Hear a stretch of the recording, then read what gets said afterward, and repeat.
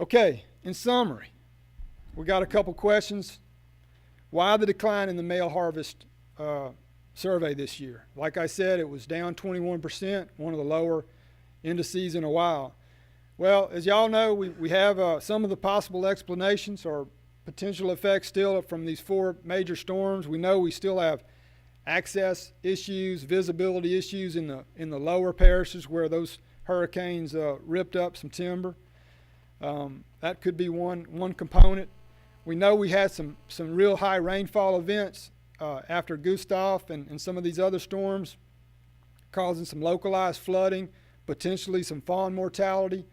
Now, that could point to lower harvests in the future. This year, I saw low lactation rates in several Florida parishes, bottomland parishes, and in some of the rice prairie parishes. So that's one way to kind of monitor what your recruitment's going to be, is what are your lactation rates at a parish level. That's another factor. We know that our fetal rates, that's the in utero fawn production. When we do our herd health collections in spring, they're typically pretty high, 1.9, 1.8, 1.5 fawns per doe. And yet when y'all are hunting or doing camera surveys, at least when we're doing camera surveys, we rarely see those kind of numbers. More like 0.5, 0.7, 0.8 maybe. So we know something's kind of going on there in the recruitment part of the equation. Some of the latest research that's been coming out of the southeast is showing predation to be maybe a little more of an impact than we always thought. Coyotes, other things. So that's something that can contribute. That's not necessarily a bad thing, though. As you'll see, another one of my theories, it's bad if you're out of deer, but if you've got a lot of deer, maybe a little predation is not necessarily a bad thing to help you keep your deer herd under control. We know we can have some locally suppressed deer populations. I've seen it in our district biologists and managers that are here see it sometimes.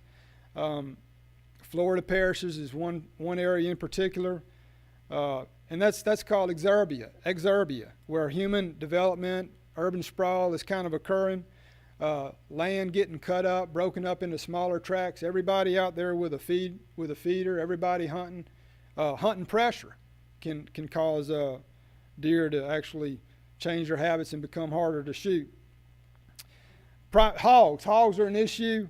A lot of you guys deal with hogs. The baiting exacerbates that problem. Hogs can actually compete with deer in certain areas where their numbers are high. But primarily what I'm thinking right now, this is one of my major concerns, are just pure old habitat issues, where in fairly large portions of the state, hardwood and mixed pine hardwood stands have been converted to pine plantation. We've seen a decade now of herbicide use in some of these areas, and that does is reduces your carrying capacity. And that's obviously going to impact hunter success. Sometimes in some of these areas, there are other objectives. Income might be a primary objective, and this is not a slam on any of this. It's just an observation and something that we need to recognize and deal with. And some of these changes are drastic, and some of them are subtle. There's always variation in carrying capacity across the landscape. When you have serious changes in habitat quality, conversion, some of those changes are fairly permanent. So we think that can also play a role in harvest levels. Hemorrhagic disease, blue tongue, EHD, that's always something that we're monitoring. We have no indication that we missed any big outbreaks of that this year. It's possible, you never know, but we don't think that has been an issue. Another question is just, are our hunters just killing fewer deer on purpose? Some guys are getting older. As y'all know, deer hunter, probably the average deer hunter age is in his 40s. A lot of you guys have killed a lot of deer by now, and especially QDM hunters, trophy hunters, you may not want to shoot every deer you see. It may be that hunters are just not killing the deer that they could kill passing younger bucks, maybe even passing some does because they don't really want to mess with it that evening or something. There's a lot of work involved with killing a lot of deer, and so that's another possible issue. The last question is why the difference in the mail survey and the reporting survey or the reporting system. As I pointed out, there's about a 40,000 deer difference in those two figures. Well, first of all, you got to remember this was our first year with the system. We don't know what the compliance was. I think our estimates are anywhere maybe from 50%. That's probably too low, on up to 90%. I'd say 75% would be a pretty good kind of guess as far as hunters actually reporting their deer.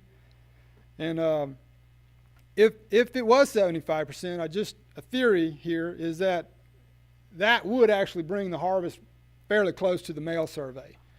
And I'm not trying to make them come out, but I'm just looking at every angle. It's possible that our mail survey and our reporting system count will never be the same. In fact, that would probably be unlikely. So we've got these two different ways of looking at the harvest, these two sources. They may be different. And something else that one of my colleagues pointed out is that the mail survey does have the potential to bias, to overestimate that harvest. And that's another possibility, that it's always been a little high. And it's, like I said, it's an index that we use to monitor trends. All right, so in conclusion, we're pretty satisfied with our reporting system data that we got this year. It gave us better insight. It's allowing us a more fine-scale analysis of our statewide harvest. We're going to continue to do both, the mail survey and the reporting system. And we think that this data is going to give us a better ability to look at finer scale management opportunities in the future. It's possible that this information could help us possibly think about some new regulations, new season changes. But I want to say that our programs ultimately are the best way to manage your deer. A lot of you guys are QDM hunters, and the best way to manage a deer herd is to have a specific harvest recommendation for your tract of land and according to your objectives and the hunters that you've got, the type of hunters that you have. Much better than a statewide blanket 3 and 3 limit. So I kind of encourage y'all to think about the programs for your leases, for the land you own. A lot of you guys are probably on it in here. It's the best way to manage your deer herd, getting that data, pulling jawbones, monitoring your browse and your populations and habitat conditions. That's really what it's all about from our perspective.